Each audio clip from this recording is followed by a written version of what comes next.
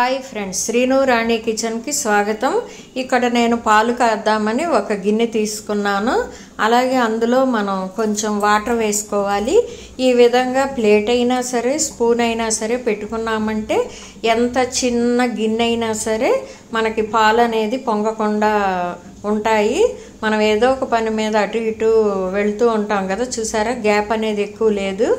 అలాగే ఇదిగోండి పొంగొస్తూ ఉంది, కానీ అది వెనక్కి వచ్చేస్తుంది. ఈ టిప్ కనుక మీకు నచ్చినట్లయితే ఫాలో అవ్వండి. అందరికీ నూతన సంవత్సర శుభాకాంక్షలు. ఇదిగోండి ఈ విధంగా ఉంటాయి, కానీ బయటికైతే పొంగవు. మనం సిమ్లోనే ఉంచుకున్నామంటే ఆ ప్లేట్ కానీ ఒక స్పూన్ కానీ వేసుకోవచ్చు. ఈ టిప్ కనుక మీకు నచ్చినట్లయితే ఫాలో అవ్వండి. మన ఛానల్ని కొత్తగా ఎవరన్నా చూస్తున్నట్లయితే సబ్స్క్రైబ్ చేసుకోండి. వీడియో కనుక నచ్చితే లైక్ అనేది ఇవ్వండి.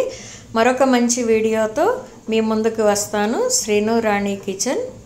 ఇదిగోండి అలా ప్లేట్ పెట్టడం వలన ఇలా కిందకనేది పొంగకుండా ఈ విధంగా కాగుతాయి.